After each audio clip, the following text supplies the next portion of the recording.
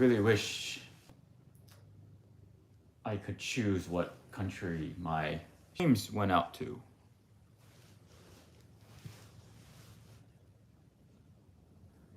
It's like I have to pander to Portuguese. Otherwise, my Portuguese viewers just come and go, which makes my account suppressed. So what should I do?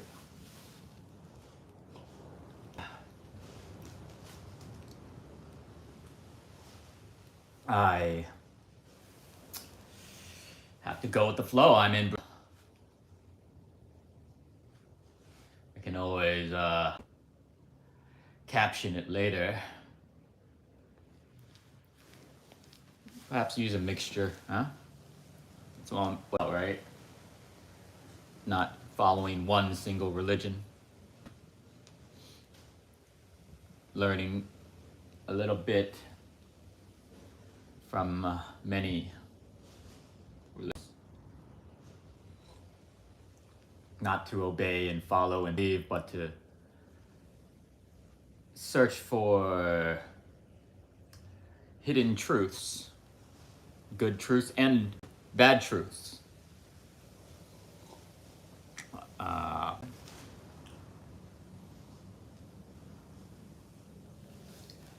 Just having some thoughts about a lot going on right now.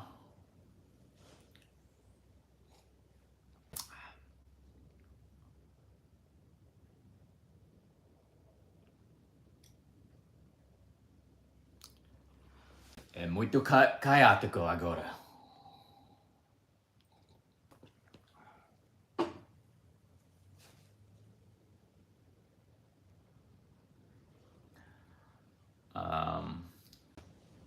Coisa de pensar, para pensar é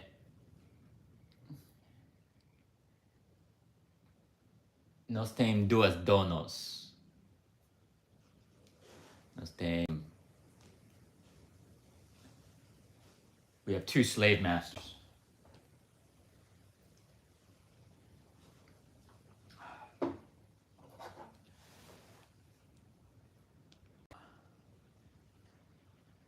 I've been cabeça duro. I've been very stubborn. Muito sobre quem é o inimigo. Who is the enemy? E eu sempre falando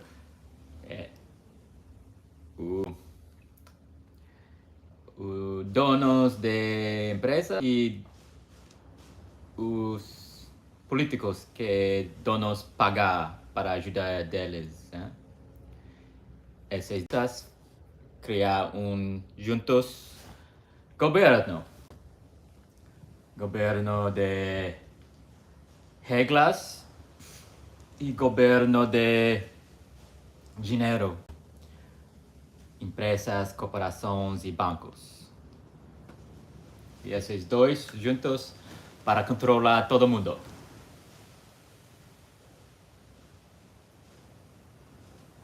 Mas eu pensei, o problema é religião criar isso. Criar mentalidade de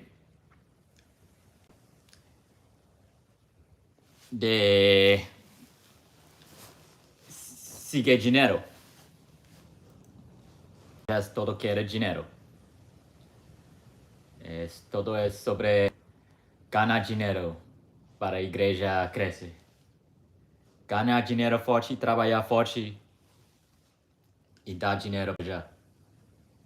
Você escreve down de Deus falar, mas é falso. Você entende? Religion is about telling people they are slaves to God and convincing them to work hard, make money, and give some of that money to the church. A lot of uh, slaves who will get into the church, believing that by doing so they're giving money to God.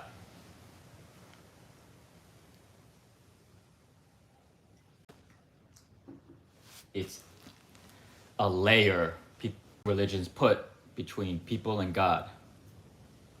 They tell people they cannot possibly understand on their own, and they tell people they are stupid and they need to listen to the church. So my mom is like constantly forces me to go to church, and I ask her why she believes the church knows better than her, and she's just completely, how dare you? The church knows way better than us.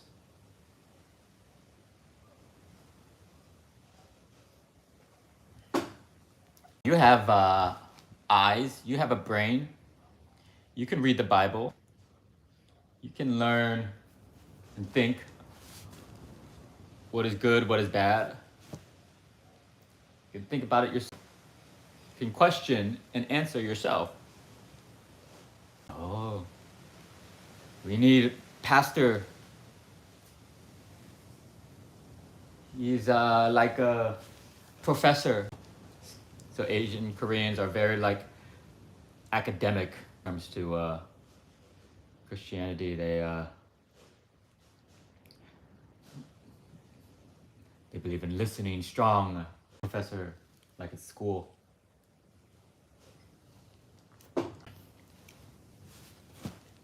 Anyways, those two things, government and religion, I put government here and religion here. And recent events have made me change that stubborn belief. I've been focusing on as the enemy.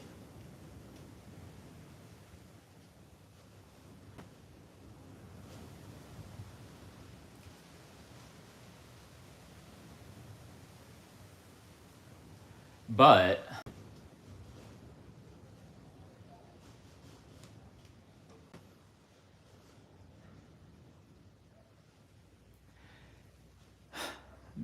it's not ever one, right?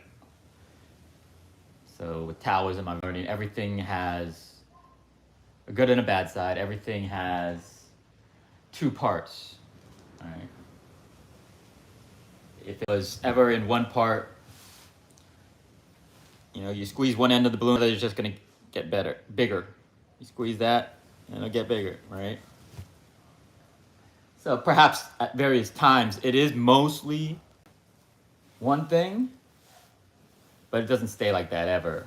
It's always got a little bit of the other, or it's at 50% and 50%, or some sliding scale in, but it's constantly flowing back and forth like the ocean tide. So for me to be like, it's only religion. Religion is the source of all the problems of the world. At times, perhaps currently,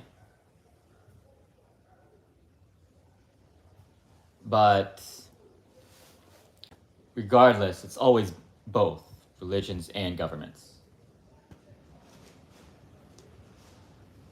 And when I say governments, I mean people that sit in the presidential and parliaments and whatever, congresses, and same people that wear the same suits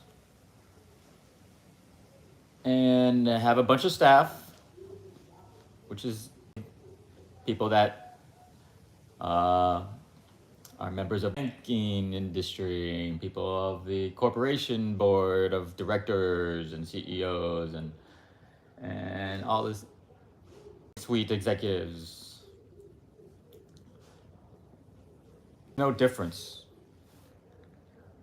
And that's why people love to vote for people like Trump, because He's a suit-wearing guy in the board of executives of corporations and CEOs of corporations.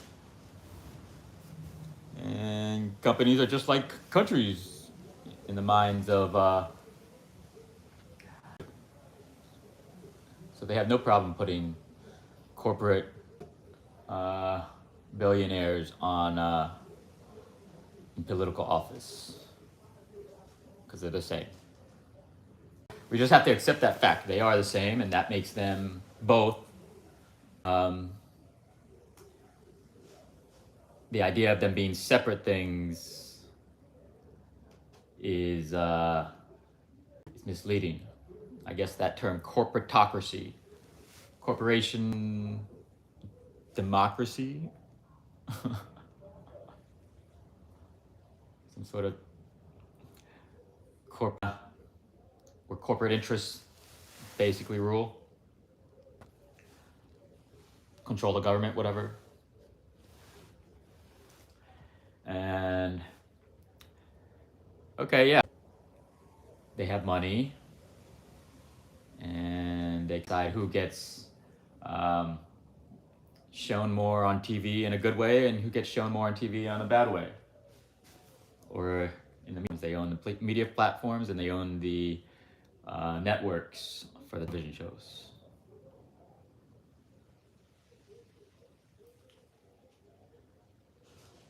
So the government and the money thing, corporatocracy. And the other side, it's religion as well.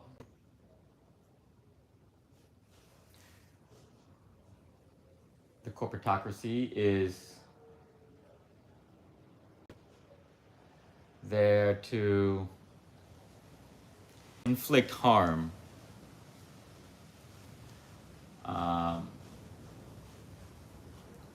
put people in jail, punish people by taking away their financing, their jobs, their access to money.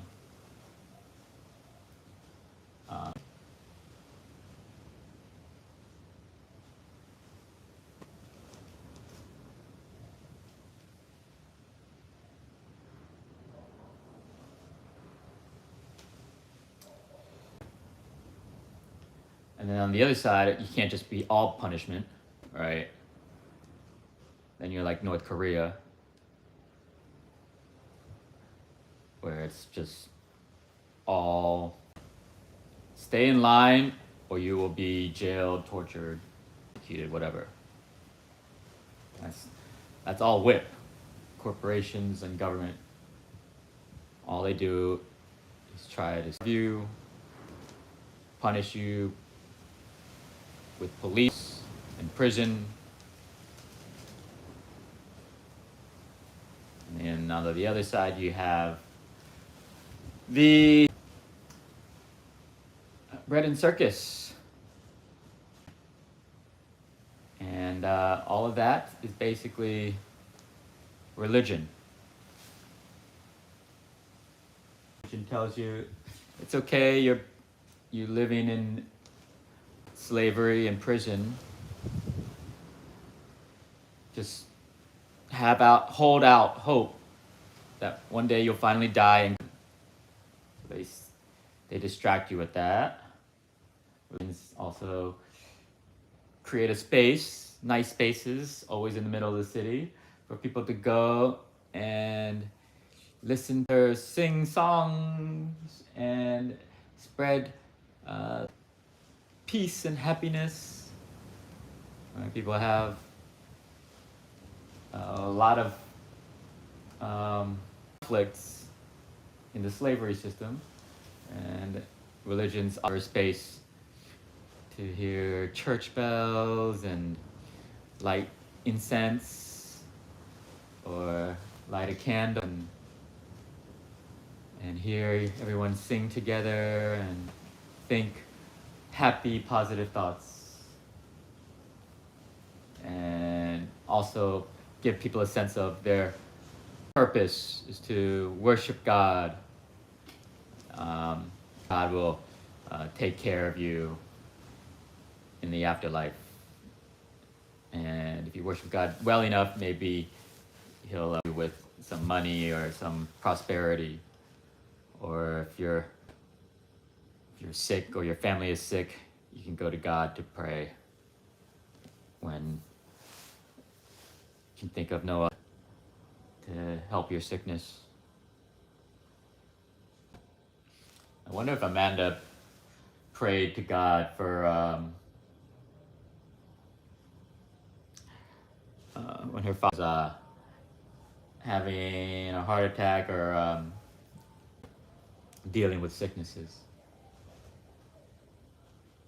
My immediate first thought was, let's get him on some nature. I'm a big believer in everything from mushrooms to medicinal mushrooms to medicinal herbs, even as simple as green tea, matcha, medicinal properties. Just knowing that Asians have lived the longest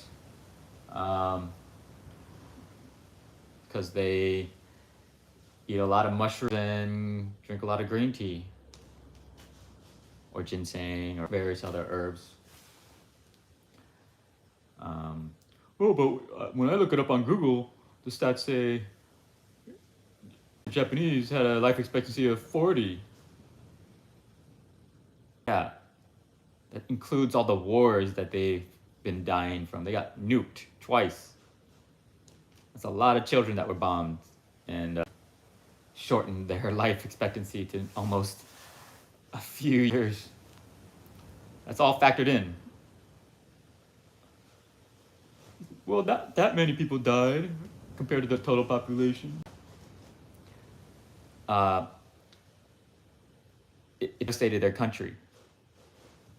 All their money, instead of growing healthy food and vegetables, was directed towards making bombs and fighting a war.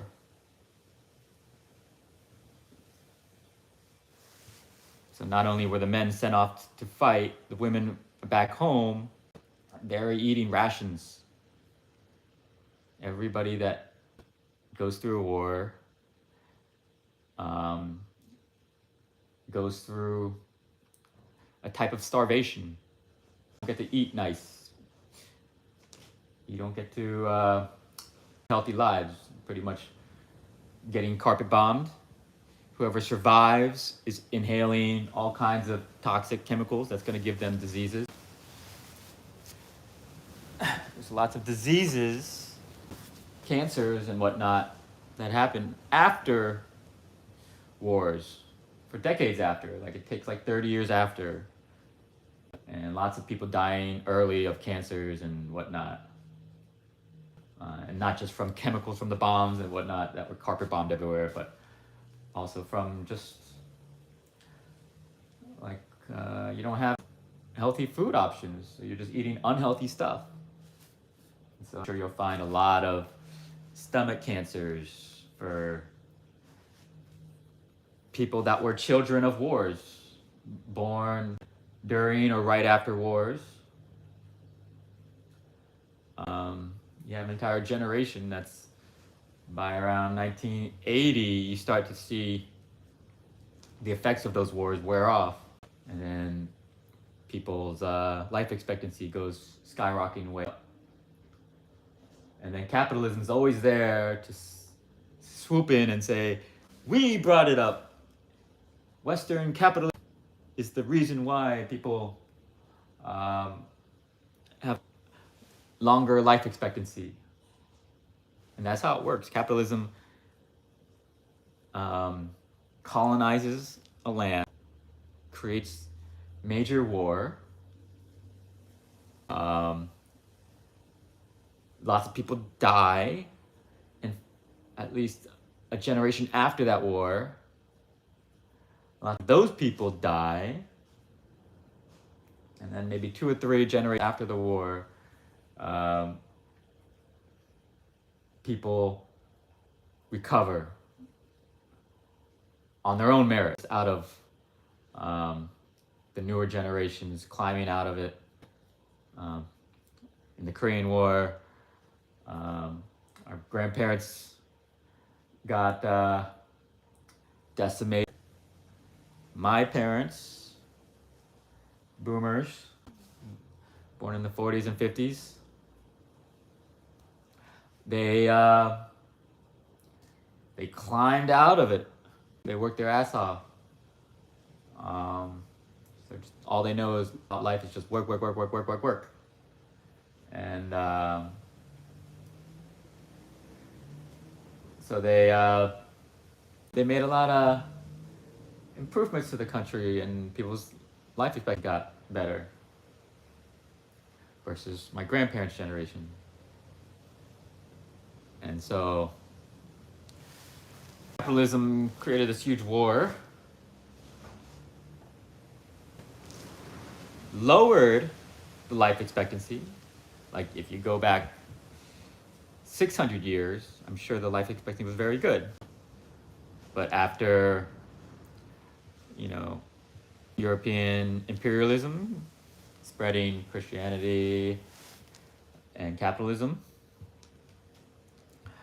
there were lots of, and then a lot of slave wars, lots of low life expectancy. Wars and slavery go hand in hand. It should be one thing. Slavery war. The war is usually fought by those trying to escape slavery, freedom fighters. And so yeah, that's what it was like in Korea. They had freedom fighters fighting to escape slavery, no matter who the slave masters were. And there being a big war, life expectancy reaches rock bottom. And then slowly after the war, capitalism grew Korea, is what they say, but it's just people climbing out of the devastating war. Like, people will do that. They will climb out. And then capitalism taking the credit. Capitalism is there to swoop in and install leaders that worship capitalism and governments. And religions as well, often. So these leaders are installed to basically be a cheerleader, like, yes, capitalism is doing all this great stuff. Capitalism is doing all this, look. Now we have cars and skyscrapers and amazing airports and train stations and clean, pristine streets. Look at us, haha. Capitalism did this. No.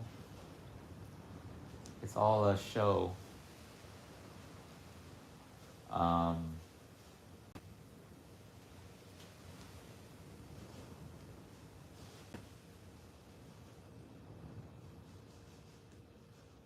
So anyways, Mayada Hoffman, huh? That sounds like a white European name. Rafael Lopez. Anyways, I should go into what's going on. I did say I needed to ask Amanda.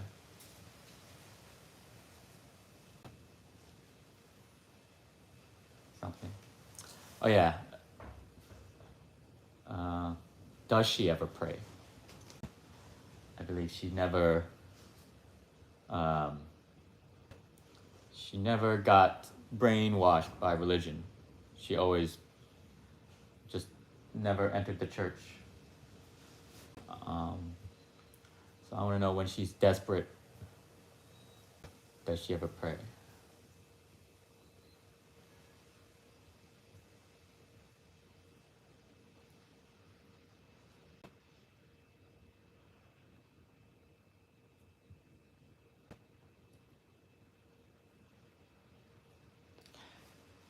Anyways, what's going on these days? A lot of chaos. I have a handler. I have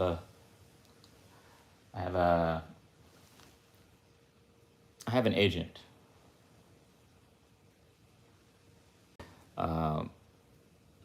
CIA, Mossad, same thing, right? I have an agent, and these people pretend to be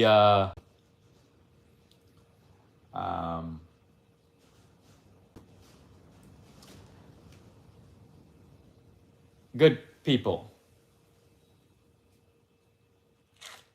People that truly care about the world.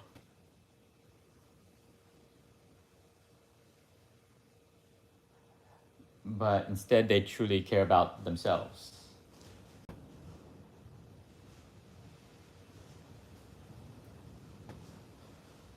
So, yeah, believe it or not, despite having an ego and being often a selfish, shitty person many times, my base layer that I sometimes need to remind myself about to align myself directionally and free my mind from distractions. The thing that I fundamentally care about is the world. I care about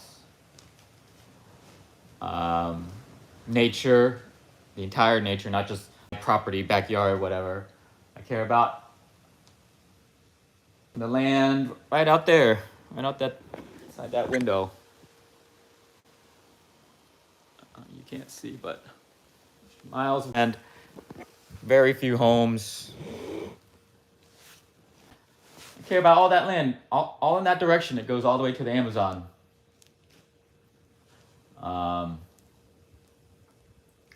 Other people's lands that they have their families living on. I care about that land. I care that they take care of it well. Some people out there are trashing the land, spraying herbicides and pesticides and even inside their own homes, they're poisoning themselves just to keep ants away and other harmless insects. And yeah, I care about nature and the land and the good people that are on that land taking care of that land.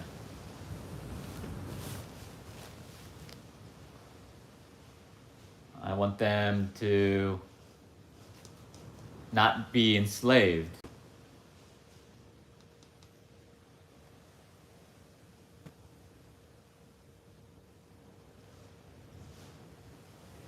And willing to sacrifice my time, not just work, but my time thinking, my attention. I'm willing to sacrifice time and attention on protecting and helping them. Them, I mean, essentially poor people that aren't chasing money, who are taking care of nature, essentially living in nature, taking care of nature, or just doing like kind of what I've been doing recently, which is just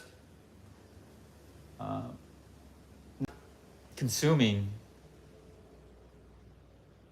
not computing my dollars and my money and my time to in the machine, right? To be a part of destructive economies. Anyways, as much as I've been, a heartless guy in terms of relationships, as much as I've been so full of ego and trying to control other people, as much as I've been lying to others or myself, just normal, you know. We all have been shitty, regrettably uncaring, unempathetic, blah blah blah. All these things that the system trains us to be. Narcissists, basically. So that brings me back to around the point. This world is full of narcissists. People that don't give a fuck about what's going on in Gaza, other side of the country. People that don't give a fuck about anything unless it affects them, right? It's focus on ourselves and our family. That's it.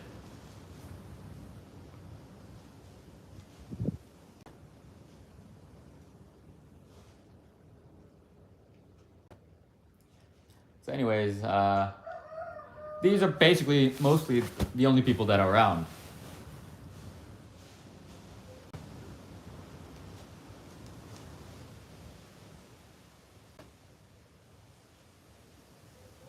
And these people seek me out for friendship. You know, everybody needs a community.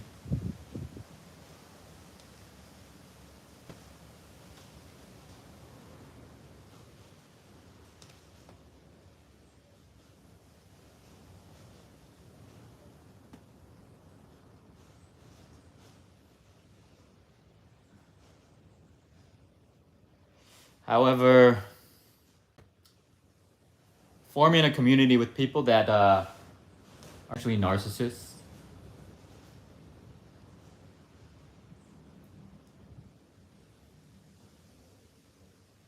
it won't work. You cannot build a community with a bunch of narcissists, some individualists, the people that only think about themselves, their identity.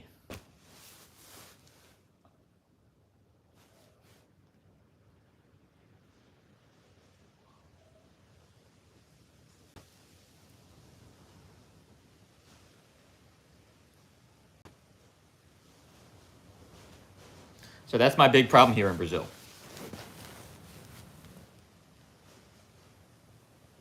And I think my time here may be coming to an end.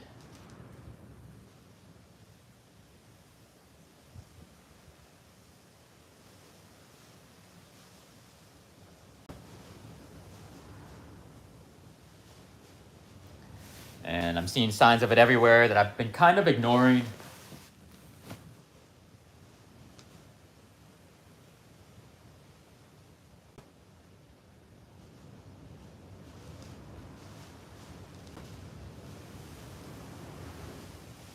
I'm wondering when I go to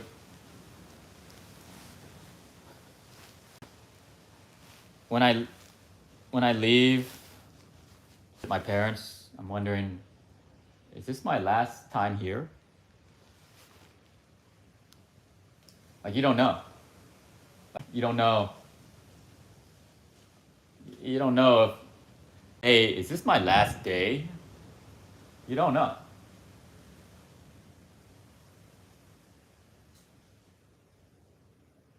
We all live in this world where there's a lot of poverty.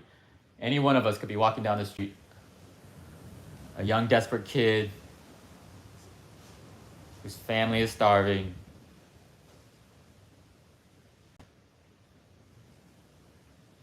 Goes out on the street with a gun and tries to feed his family.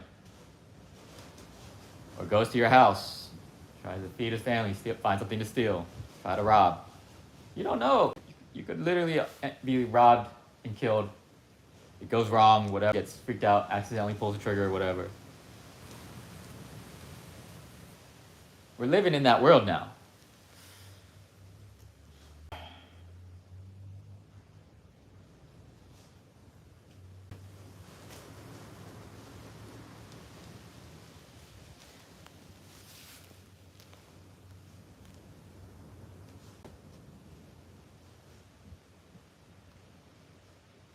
Yeah, I could be walking around walk out of the bathroom and run face to face with a guy at any time. You're like, wow, I had no idea this today was my last day on Earth. But recently I've been seeing, I think perhaps my last day in Brazil is coming.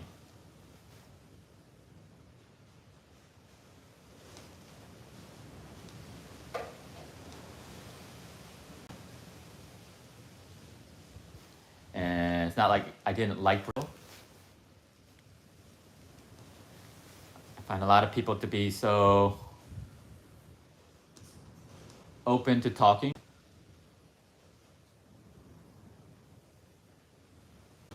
Chattery and just not shy at all. And I have grown to be like, not completely as much as them, but it has brought me out of my box a lot. My shy walls that I've in the US, where everyone's cold and just fearful of everyone else.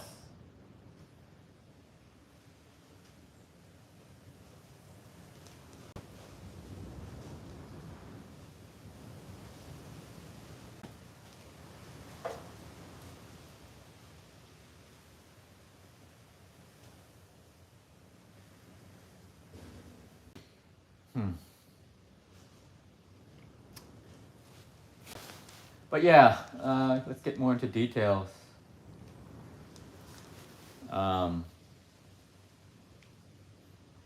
It happened with the guy that,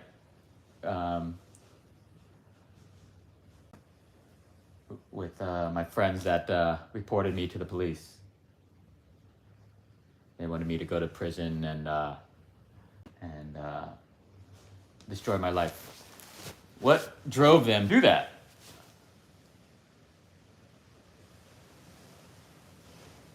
And we have to go bounces to figure that out, because what drove them to do what they did is what I did. But what drove me to do what I did to drive them to it? And you have to, anytime you think about something, you have to think back and forth. Minimum 3 times.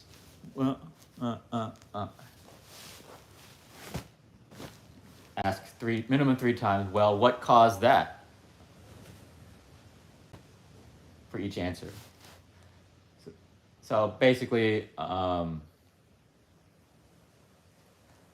had, they say, accused them of many incorrect things. And in Brazil, I guess there's a lot of criminals in power, right? Corporate business criminals. A lot of crimes happening that are done by people in power. When I say people in power, I mean people with money and people with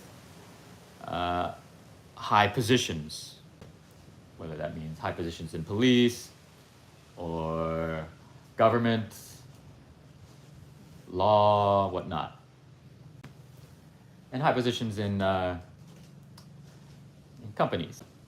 Wealthy people, they all have networks, right? So anyways, today lesson in the fact that they have money and connections in order to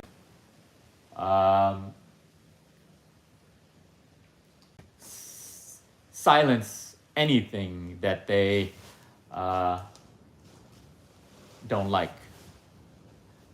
All the criminals that are in power, right? Criminals who are poor and don't have any power, the street level muggers and thieves and pickpockets and whatever. And there's criminals in power who are robbing everyone through their businesses or through their political or police connections. Like, yeah, I'm afraid to go by the ghetto poor neighborhood because I might get robbed. But also, I'm afraid to go by the police station robbed. The police literally rob you. They stop you and try to take your car for the smallest reason. And you really have no say other than to say, okay, 400 reais, $100, whatever, to let me go. And that's extra money for them to buy nice things for themselves and their family. So yeah, here the criminals are in power as well, from the police on up to the politicians and the corporations. And so I had accused them, they said, when I was really saying, why are you aligning yourself with the bad people?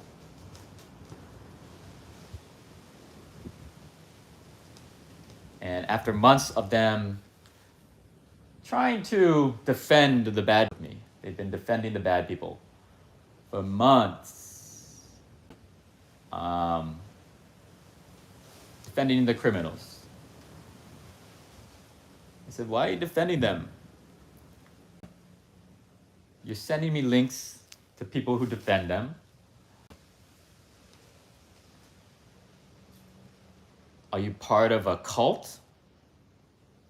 In the US, there's a cult that has never been removed. Instead, they destroy the Black Panther Party. They destroy Martin Luther King.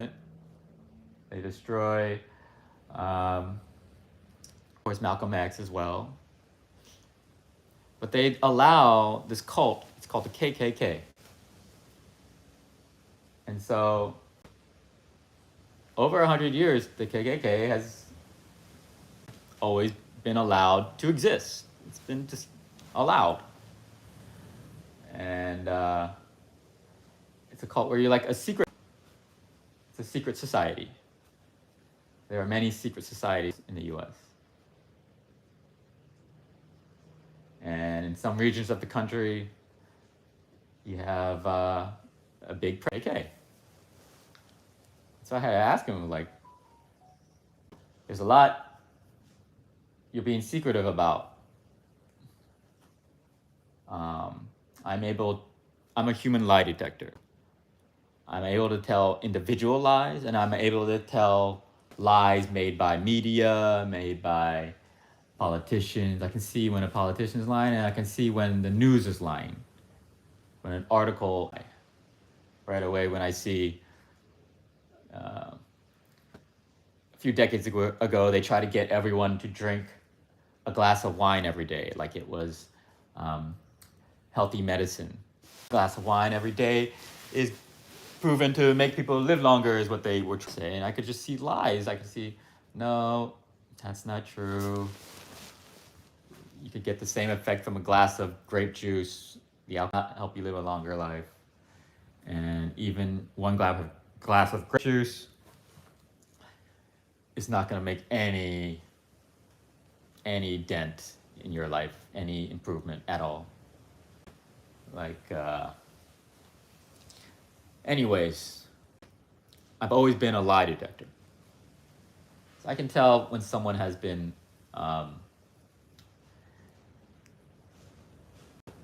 telling me lies that they are sick to me in order to manipulate me to like them. And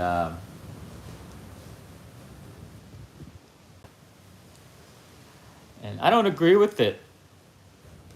I let it happen. It's just, I'm not gonna confront them and be like, is that true? Is that true? You can be honest. Is that true? They lie to try to get me to like them,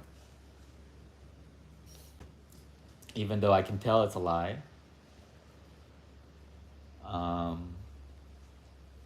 So be it. But anyways,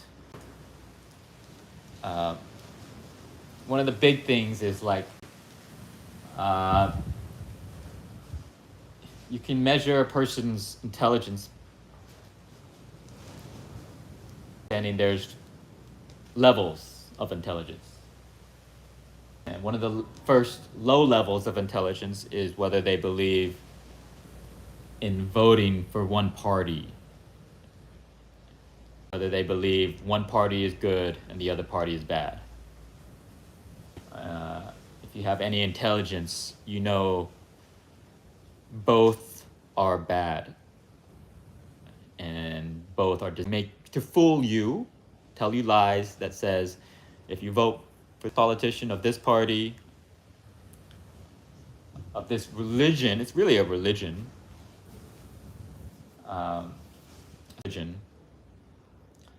you will be choosing the side of good. So Republican, Democrat. There are a lot of Democrats out there who believe Democratic candidate, and it's a low intelligence.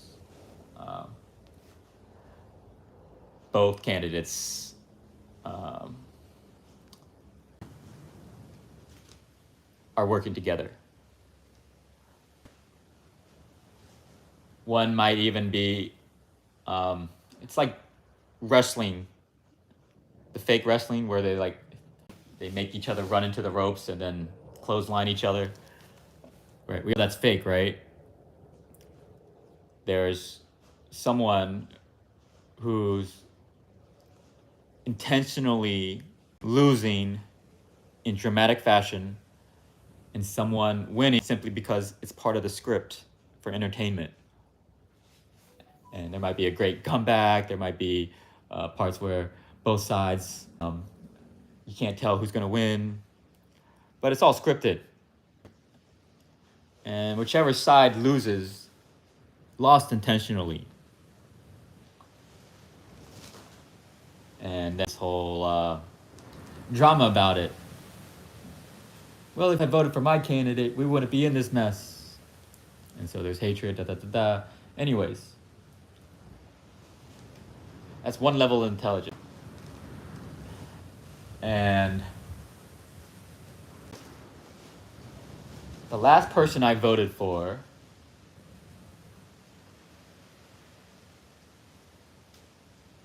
was Ron Paul. This was back in like 2008 or 2004.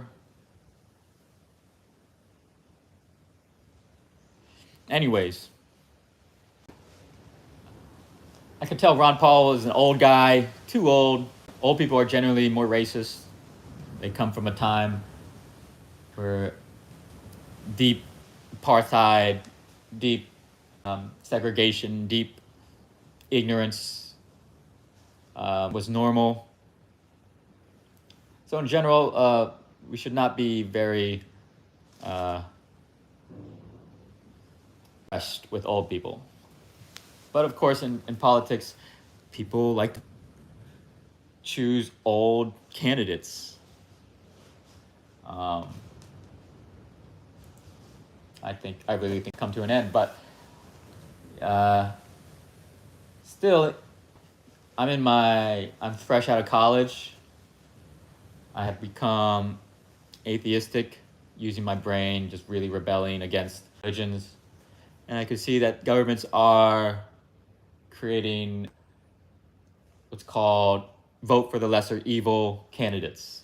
And I automatically see that's a lie. Voting for the lesser evil, you slowly, gradually spiral into more evil and evil, bad candidates. So I vote for an alternate, one that doesn't seem part of the script, that isn't planning to run in order to be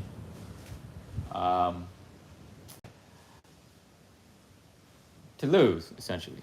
So that was Ron Paul 2008. So basically, I've been lie detecting since my college years, or immediately after college years, and haven't really voted. Even in Bush versus, who was that guy? Al Gore.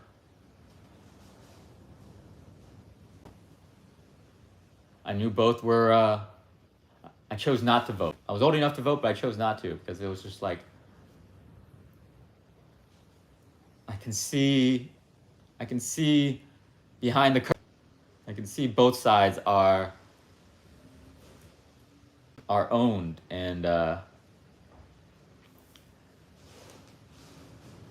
regardless of whether it was George Bush, whatever, versus Al Gore in the office, both would have allowed 9/11, and then both would have gave all our money to fighting wars against Muslims, just like what happened. There was no change would have been made if Al Gore won.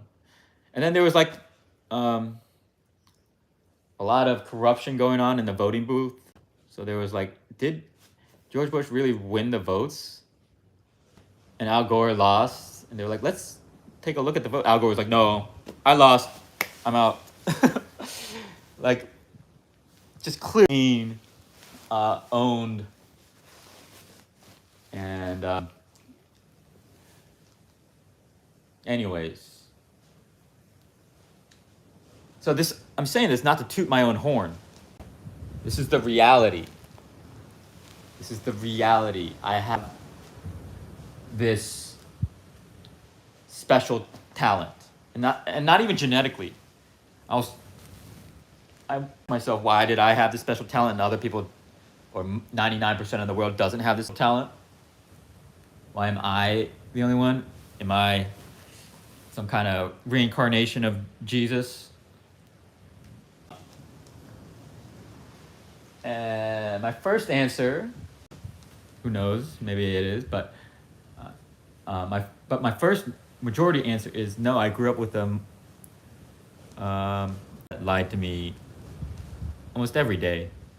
I grew up the most lying, manipulative person. Like, she doesn't know how to tell the truth.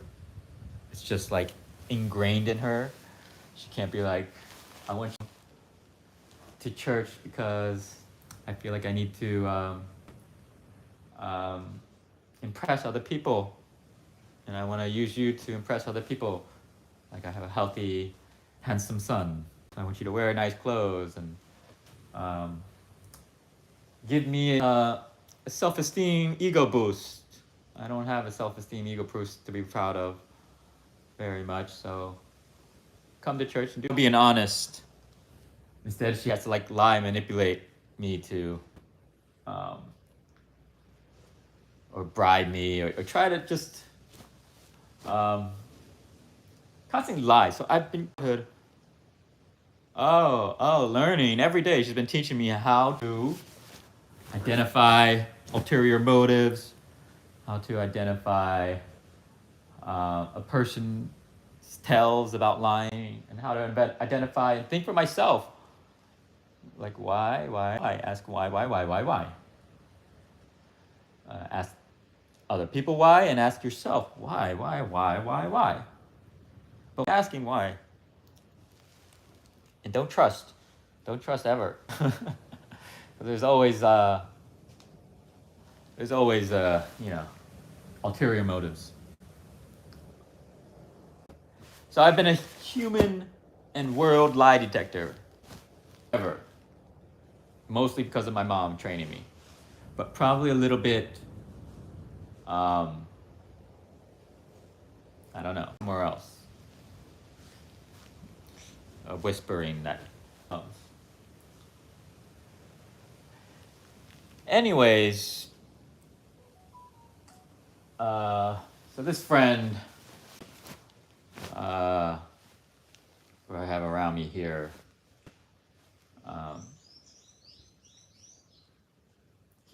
comes clearly from the world of, he's a little bit older than me, but voting for, you know, MAGA, neocon, red state policies. He's from the South. It's just everything would make sense that he comes from a place where everyone was, you know, right wing. And so there's no hiding it, right? There's no hiding, but he tries to hide it. And it's like, just own it.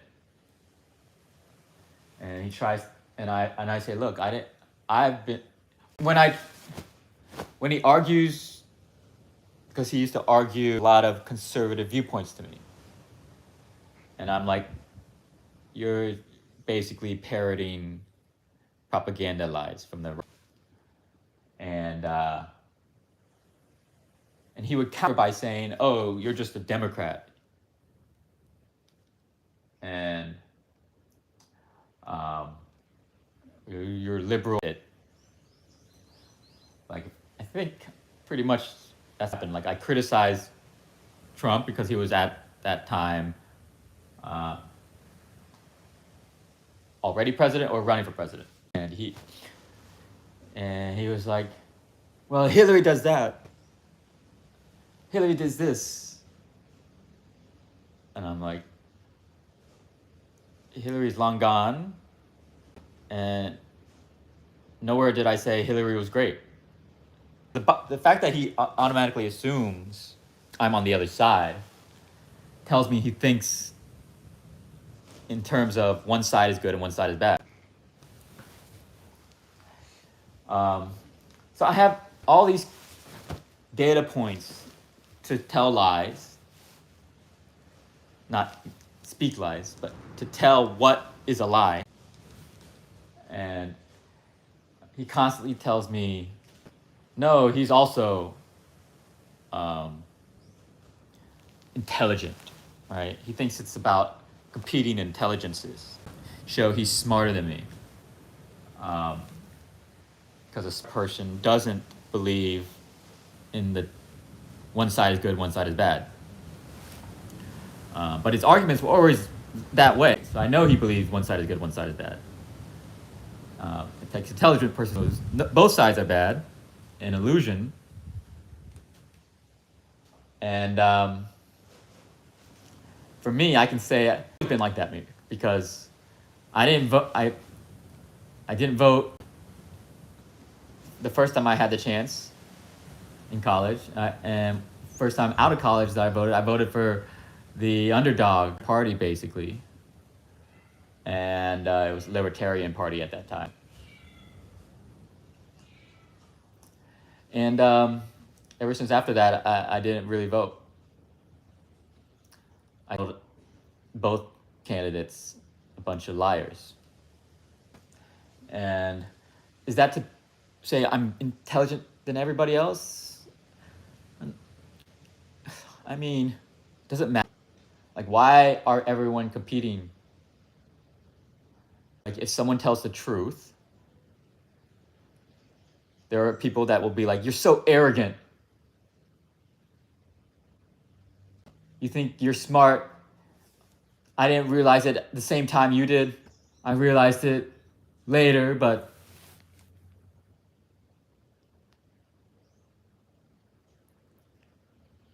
so egotistical.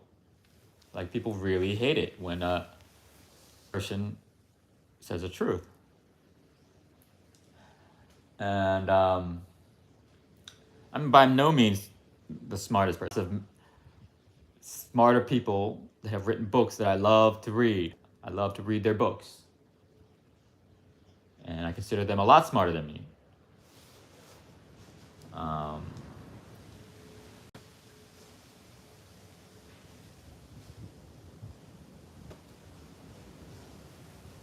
But anyways, that's, at the end of the day, we were just constantly arguing like this. And really, it started to go really downhill. I completely no more drinking alcohol. Like before, I consider it toxic in a way that like a McDonald's hamburger is toxic, right? Yeah, it's full of things that will cause disease long term, but once every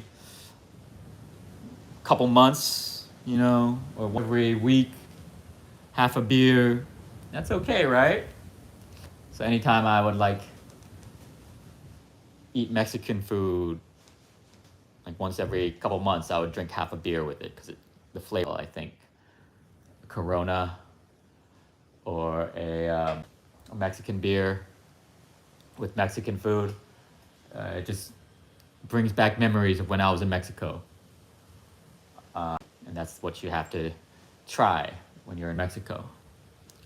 But that all ended about 2 years ago, maybe 2 or 3 years ago. That all ended. And it was like, I shifted to non-alcoholic beer because they started to sell non-alcoholic beer. I was like, I'll only drink beer for the flavor, like a non-alcoholic Corona, for the flavor when eating Mexican food. So I did that for like 2 years. But now I've stopped that completely because me that makes the non-alcoholic beer, the Heineken, the Coronas, they pay money to poison the world, poison people's brain. And so I was like, oh shit, I'm giving them money. These non-alcoholic beers. Just because I want to enjoy a memory of Mexico and eating Mexican food with the Corona. These are people that are destroying our future. So I stopped completely about 2 years ago. So I've never like claimed to be like super smart. Like I didn't practice this intelligence, this consciousness my entire life. It's been a constant trend of getting more and more intelligent and removing more from my life.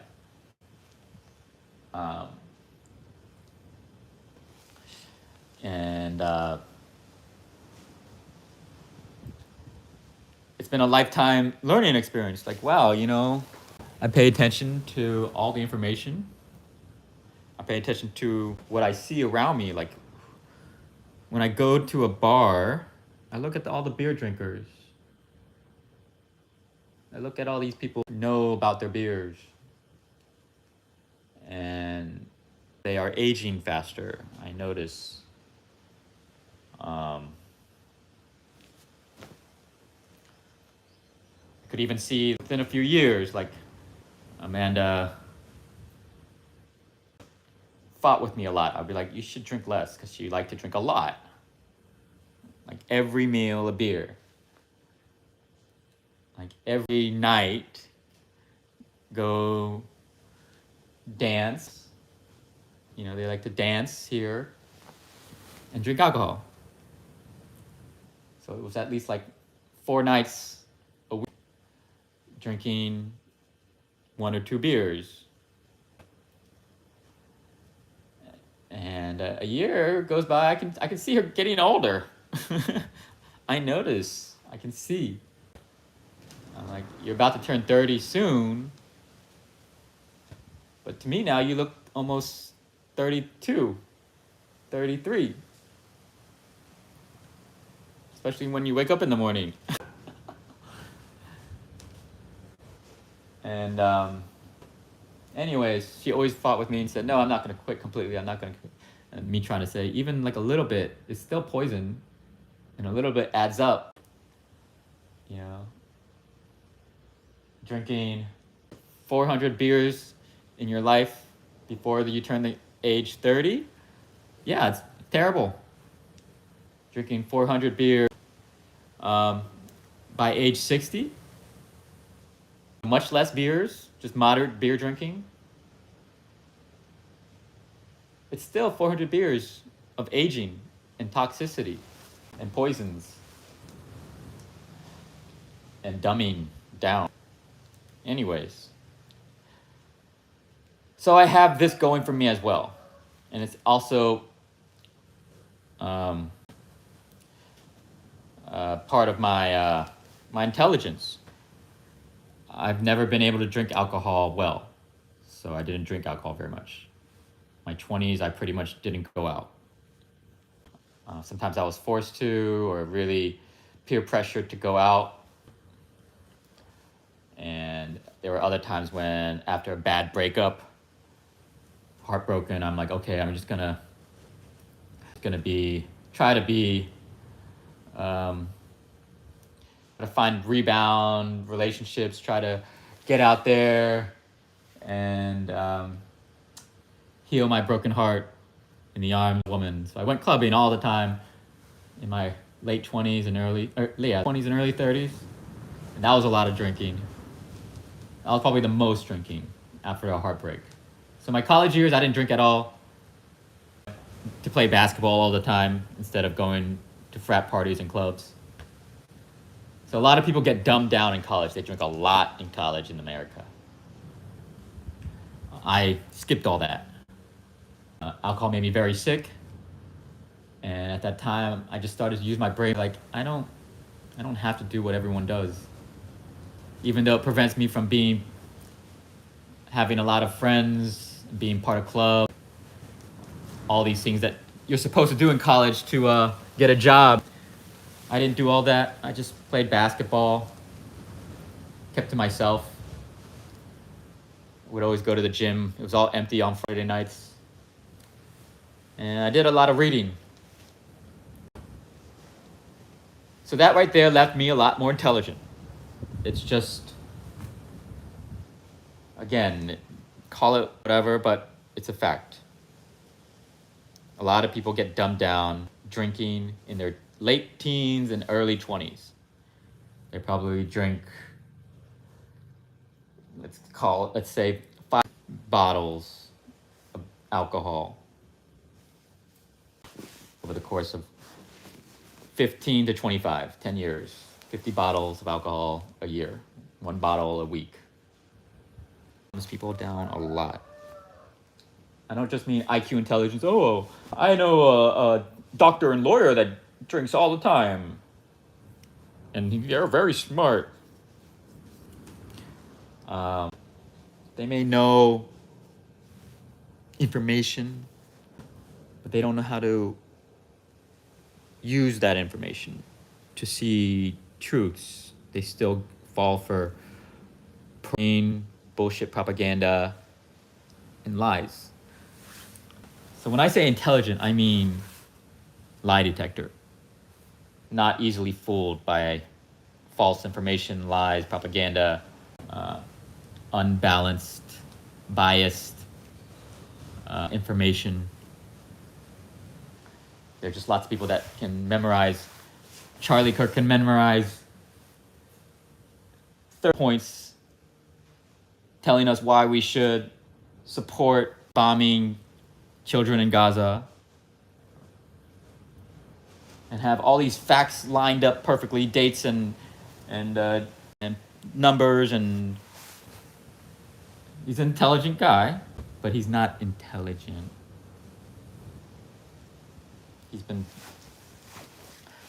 Actually, I think he's intelligent. I just think he's a liar.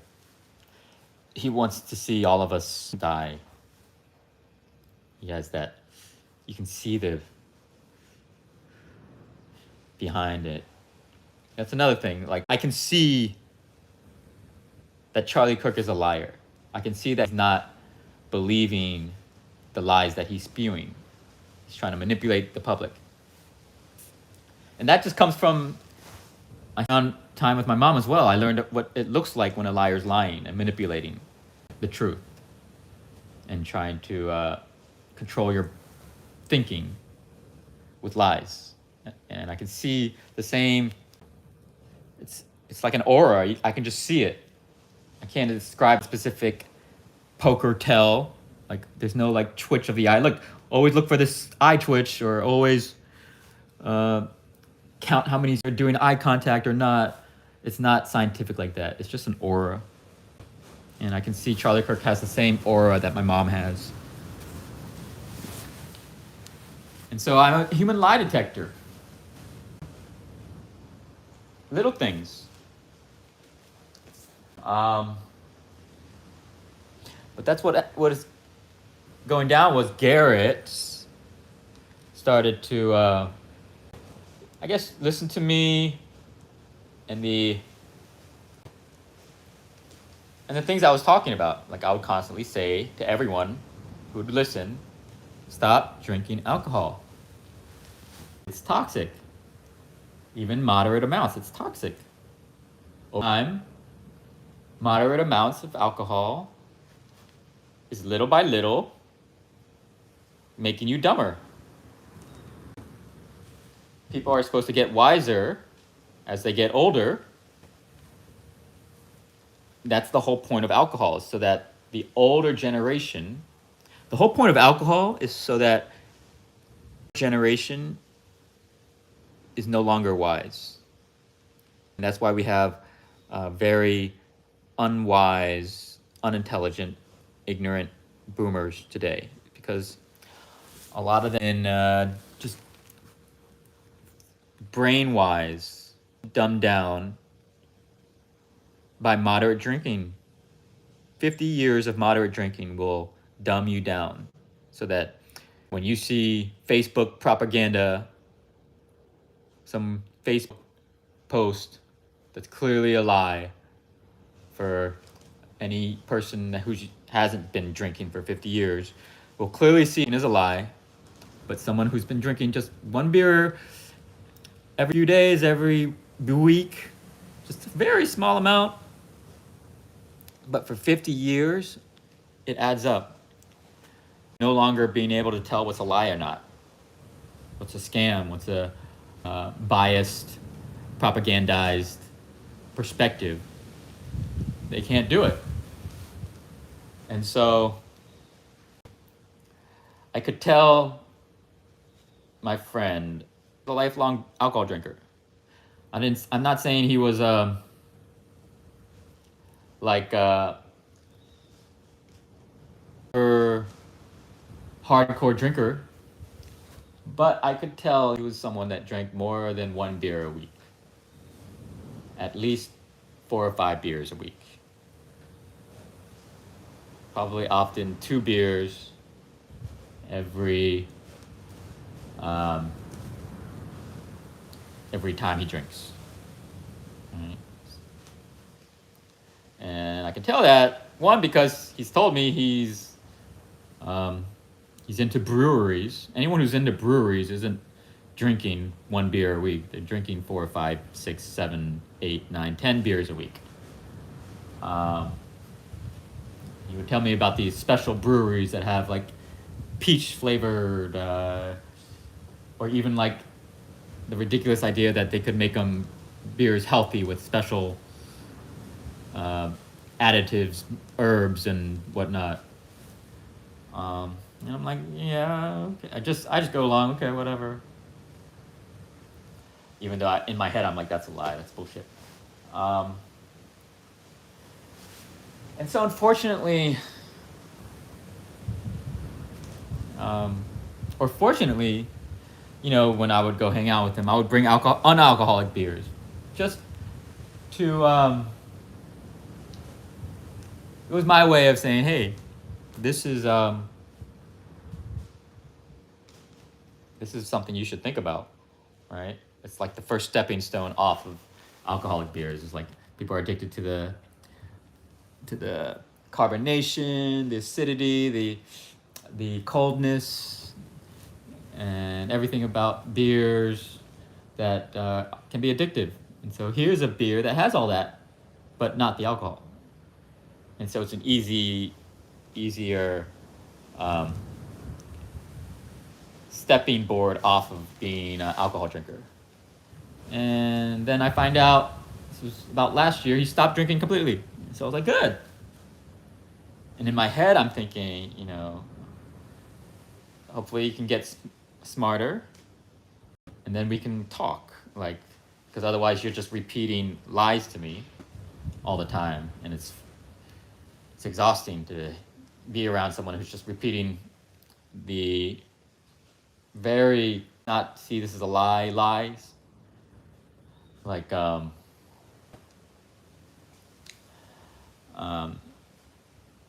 intelligent people don't say billionaires should exist. Especially poor people or people that are worse. Anyone who has to wake up and worry in the slightest bit about money, they're working class, controlled by money, and the reason they don't have money is the existence of billionaires. And yet they believe billionaires should exist. It's not intelligent. It's propaganda that's formed. Oh, well, if billionaires don't exist, that's like Mao Zedong and Kim Jong-il. We're going to be just a bunch of slaves, not free to travel, not free to say anything. And so they've been taught that fear, and they're not using their brain anymore. So they've been taught billionaires should exist because if they don't have billionaires, there'll be communism and dictatorships. And we know that's not true, right? You can go learn about this, right?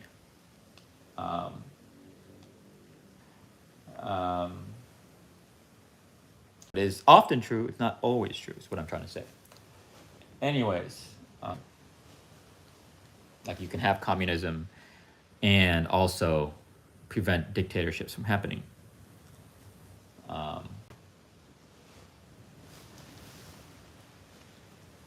Anyways, capitalism has dictatorships as well. We have dictatorships that you don't know they're dictatorship because they don't show their faces. They just pay the candidates to do what they want, and it's a dictatorship, corporate dictatorships. Anyways, so Garrett thanked alcohol the previous year, so I'm like, oh, thank God. He'll probably wisen up a little bit and understand when I say billionaires shouldn't exist. But people that have 90 million, 100 million, they can exist, right? That's a lot of money, more money than anyone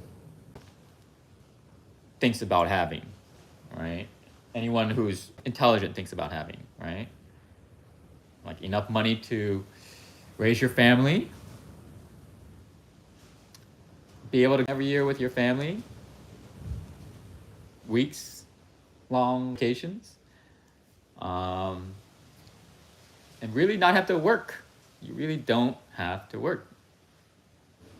You and your have to work. That's the dream, I guess. Okay, allow that. Under 100 million naires for people that have just amazing entrepreneur, whatever. All right. Beyond that, all the money that goes to them should go to creating a very, very healthy middle class. It just makes sense. I do not want to live like this town that I live near in Brazil. Say it has 30,000 people in it. I do not live here where there's 8 or 9 or 10 people that have pretty much to own 70% of the land in this town, right? It's 30,000 people. There's 8,000 homes, all right? I do not want to live here if there's people owning 6,500 homes. And then so that everyone else is struggling to pay rent, right? That's what it comes down to, right? That's like a billionaire. they own the wealth, whether that's homes or paper money.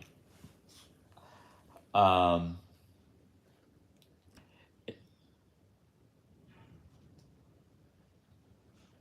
you have to think about billionaire, not just in, should there be people that can afford yachts and do amazing, build amazing companies and whatnot. Yeah, you got to think about it in terms of what is true wealth, owning what we need, a place to live, and also food and water, right? The basic necessities, is able to own it all. Right. There should be people that own, rich people that own their rich homes, right? And that's it. Like there's 30,000 homes. Okay, there's 10 people that own a home that is the size or equivalent of 10 homes. Okay, great. You get a lot for that rich family. But the fact that they own thousands of homes, there's going to be a problem. And what is that problem? There's going to be a lot of poor people that are robbing each other. So now it's unsafe to go for a jog, all right? There's parts of this town that's unsafe for me to go for a jog.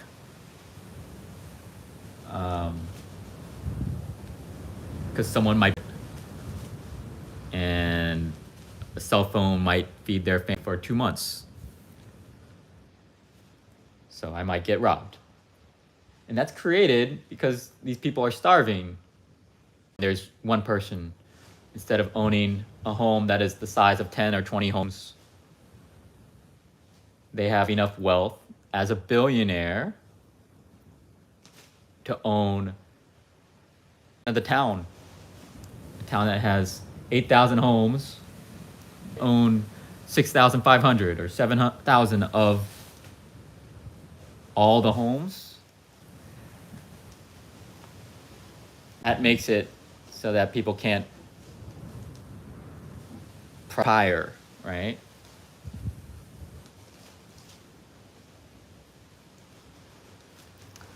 So now that I explained that to you, intelligent people understand this basic intelligence concept, but propagandized people don't.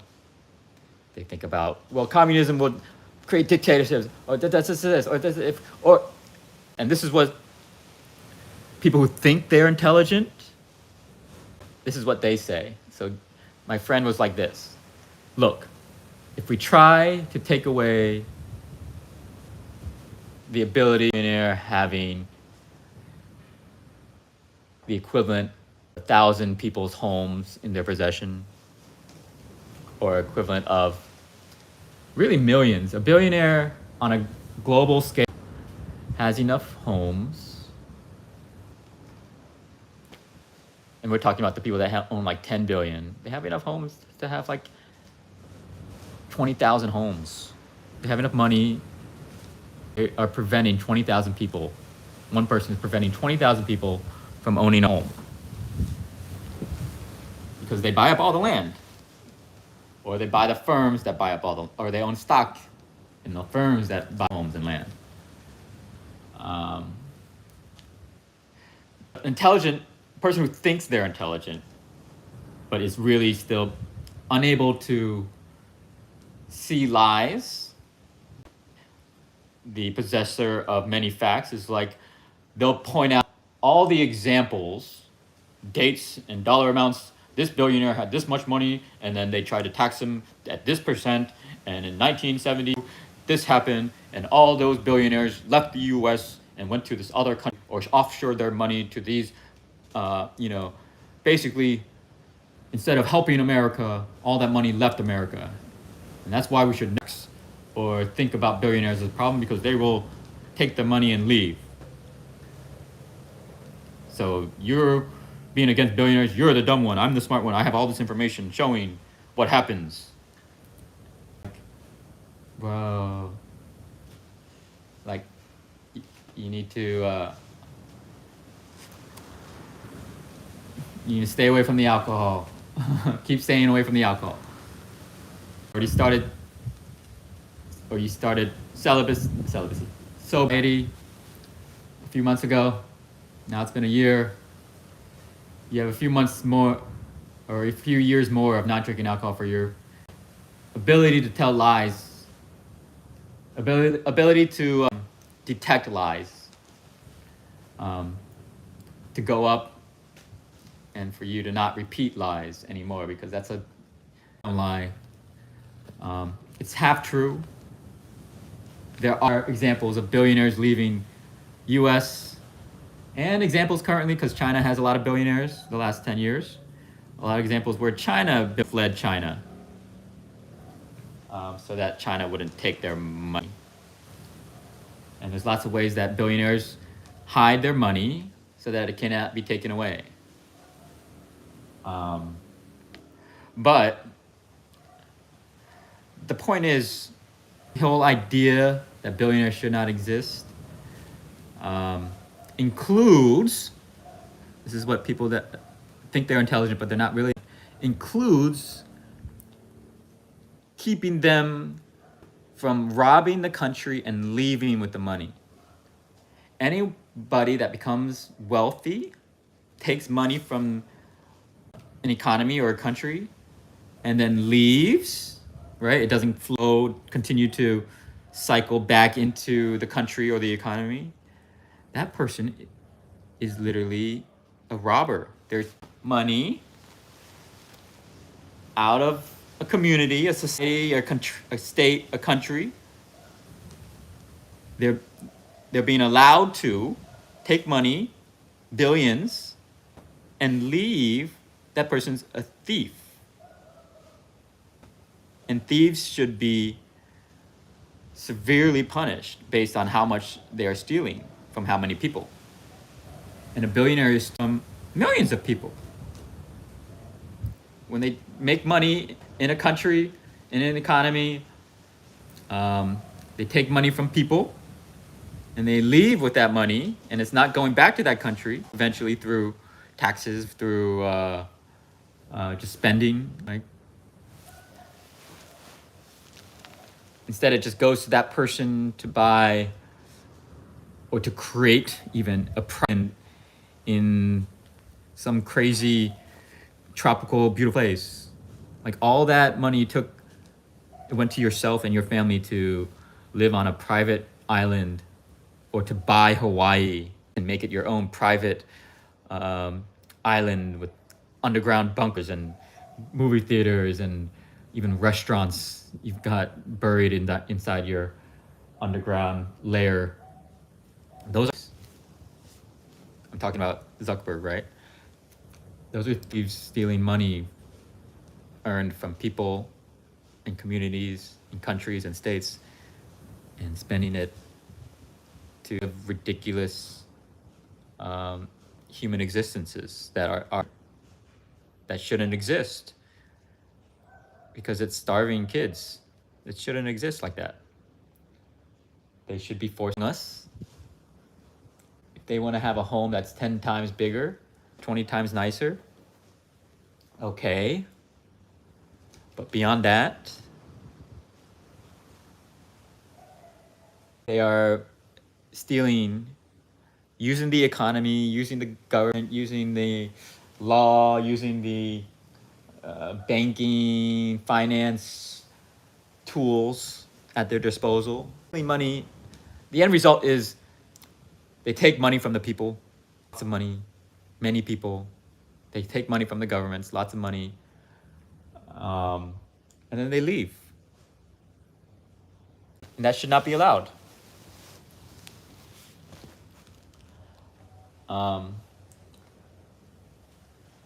Now, if I had $1 billion, what would I be doing? I would be creating more ecological public transportation for everyone, more ecological energy production, solar, renewable energy, all this to help people. It's going back to helping people.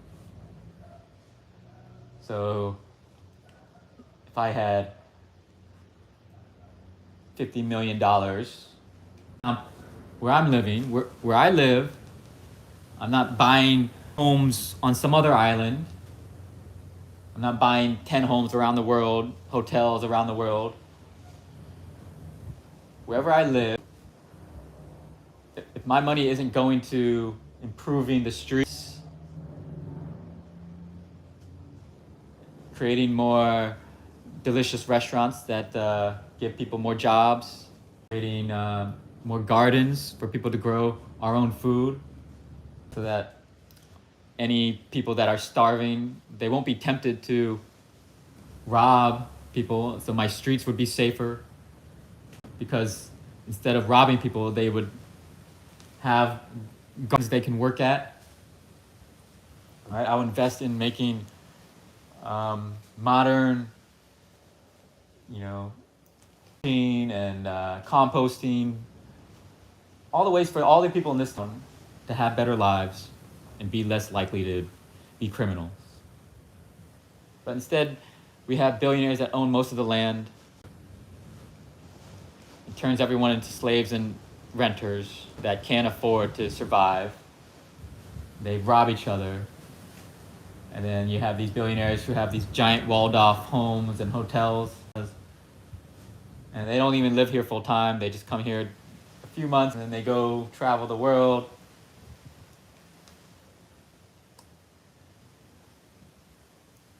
So the criminals take money out of the town and they don't put it back in. And it creates a whole world of slaves being criminals. And it's just unsafe, bad vibes. Anyway, Garrett argued, we can't do anything that harms billionaires, because then they will leave. We need the billionaires. I said, no, we don't.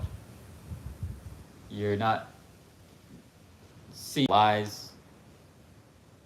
We're supposed to kill those criminals, imprison and kill the billionaires that are taking money out of our country.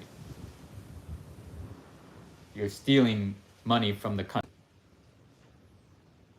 And here in Brazil, there's lots of people that own whatever, let's say, gold mine. Right? Every country probably has a gold mine for the most part. I'm sure Brazil has a gold mine somewhere. And they're selling it abroad for dollars.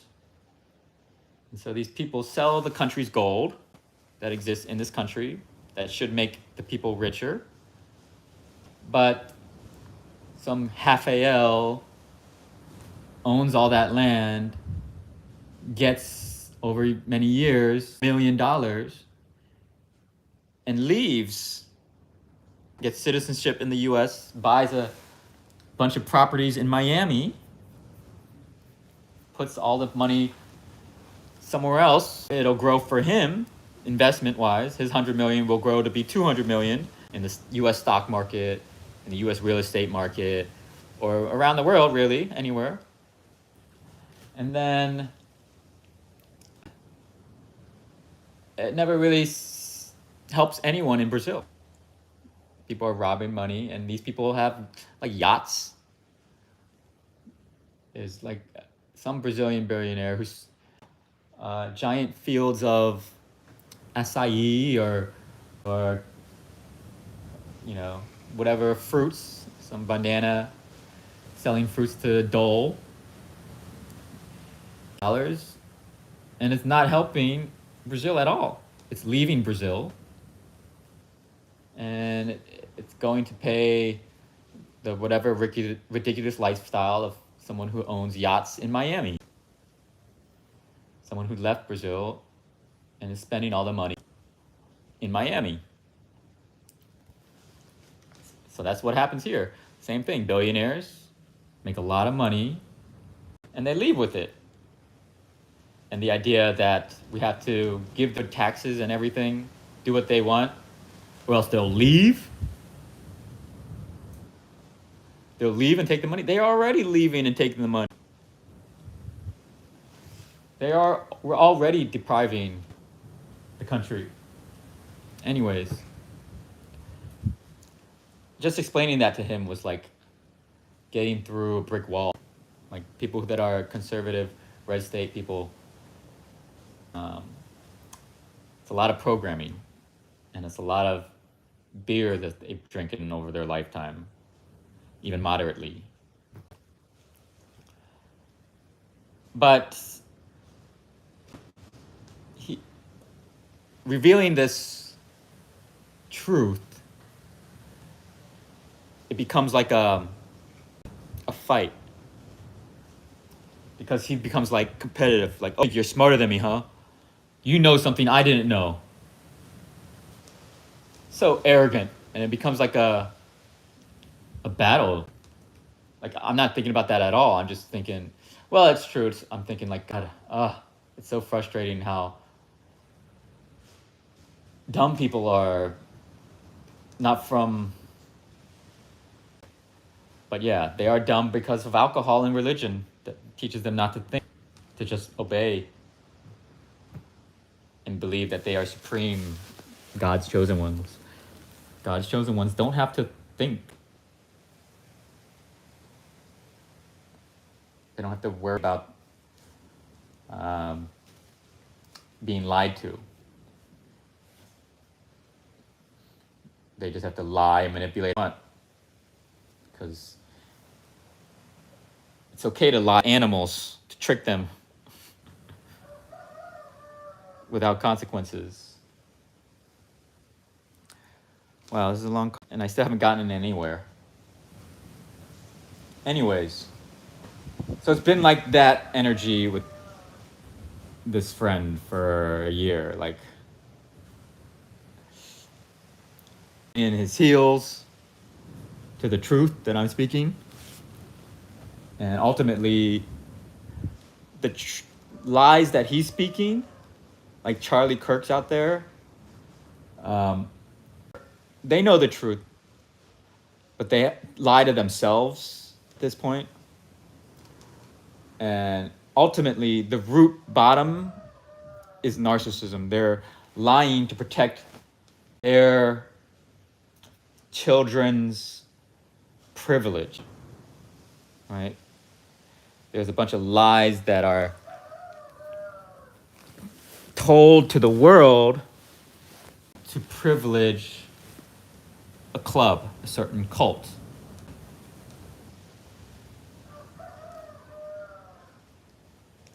And so those people get the best jobs, those people get the best opportunities, those people get the best chances at being a billionaire, right?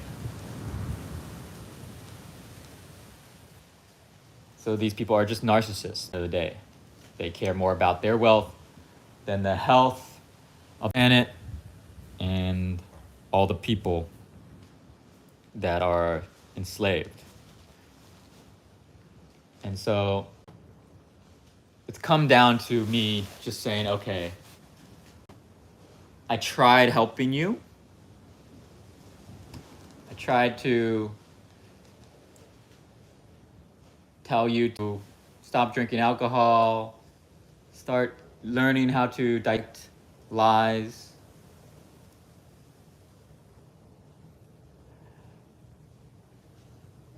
But at this point, I'm realizing there's a narcissism here. And the narcissism on your side is the fact that about protecting and defending the privileged class of people than truly about seeing. So at this point, you're a liar. I said all these harsh words, like the truth, like you're lying to yourself and me at every corner. The idea that, look, I can see through lies. I've never voted for the two-party system, anyone in the two-party system. I've never voted in the two-party system. I can see, and I know that you have. I clearly know that you have. Maybe not this last one while you've been, once you started traveling the world and saying, oh, wow, America, like you woke up to that, good for you. But I can tell that before that, you were very much voting for whoever was not Democrat, right? You were fooled by that lie. So you're still new, right? In the awakening process. I've been awakened ahead of you. So you cannot come here in constantly telling me I'm wrong. Like, come with good evidence. And I get it. I'm not 100% right all the time.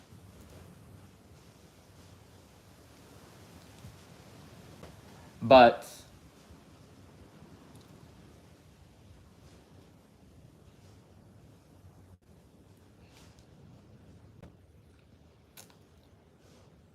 at the end of the day, I do need to be nicer and kinder to people. I think that was his biggest. He wanted to let me know, like, hey, you're going to be this mean to me. I have a privilege that I can use against you. I am, a white man with money. I can use lawyers and the government, religion, all three. This is a country that is strongly religious. I can use religion, government, lawyers to have police arrest you and throw you in prison. And so if you try to say means to me,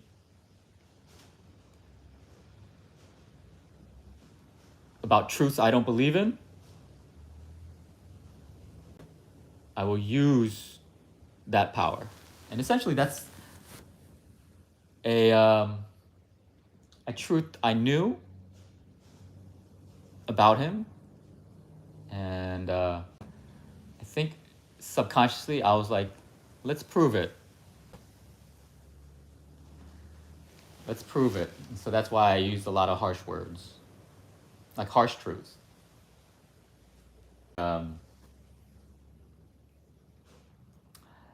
Religion is basically evil, just like governments are evil.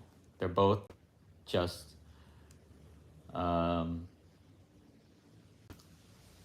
two sides of the same coin, religions and governments.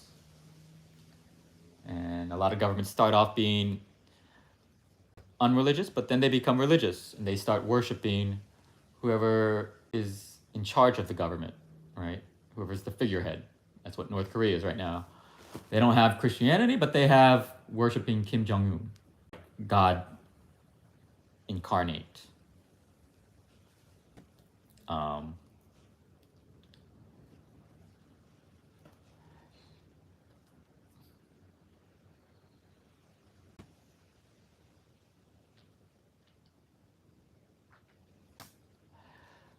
So yeah, I'm rambling.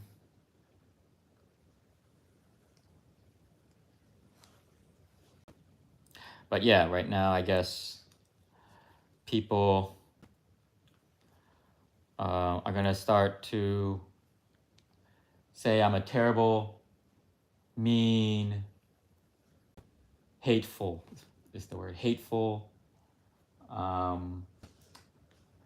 anti-white, anti-Christian, hateful, is what they're all gonna think about me, as if I want them all to die or something.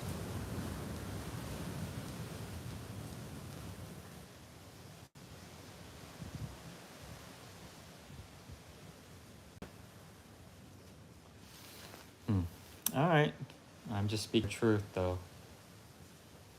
I continue to say it is child abuse to spread religion to a child before they are smart enough to think for themselves. I think that's child abuse.